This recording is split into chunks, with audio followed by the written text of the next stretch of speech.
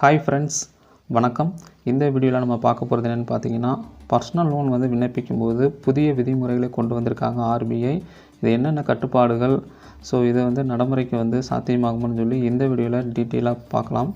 Personal loan வந்து நீங்கள் இனிமேல் விண்ணப்பிக்கும் போது ஒரே நேரத்தில் பல லோன்களை வந்து விண்ணப்பிக்கவே முடியாதுன்னு சொல்லி ஆர்பிஐ வந்து இப்போ கட்டுப்பாடுகள் வந்து விதிச்சிருக்கிறாங்க.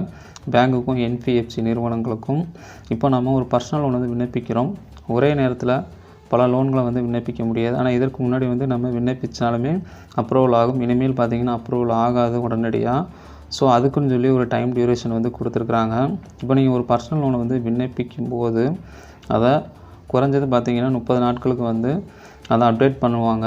இப்போ பார்த்திங்கன்னா 15 நாள்லேயே பார்த்திங்கன்னா அப்டேட் பண்ணணும்னு சொல்லி ஆர்பிஐ கைட்லைன்ஸ் வந்து சொல்லுது. இது வந்து ஒரு நல்ல அப்டேட் தான் என்னை பொறுத்தளவும்.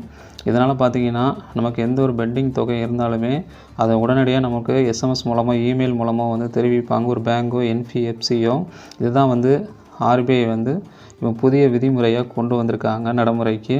இது கஸ்டமருக்கு ரொம்பவே வந்து சாட்டிஸ்ஃபிகேஷனாக தான் இருக்கும் என்னை பொறுத்தளவும். இதனால் பார்த்திங்கன்னா உடனடியாக வந்து சிபில் வந்து இன்க்ரீஸ் ஆகிறது, அப்டேட் ஆகுறதுன்னு சொல்லி உடனடியாக வந்து நமக்கு இந்த தனிநபர் கடன் மூலமாக வந்து நமக்கு நடக்கும். அதே மாதிரி தனிநபர் கடன் ஒரே நேரத்தில் பல லோன்களை வந்து விண்ணப்பிக்க முடியாது நான் சொல்லியிருந்தேன். இது தனிநபர் கடனுக்கு மட்டும்தான். நீ கார் லோன், பைக் லோன் இந்த மாதிரி வந்து நீங்கள் விண்ணப்பிச்சுக்கலாம், ஹோம் லோன்.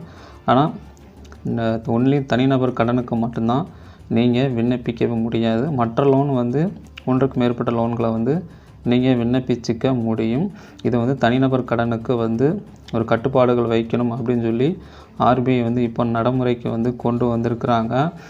ஆர்பிஐ விதித்த இந்த புதிய நடைமுறை பார்த்திங்கன்னா மக்களுக்கு வந்து ரொம்பவே யூஸ்ஃபுல்லாக இருக்கும் நான் நினைக்கிறேன்.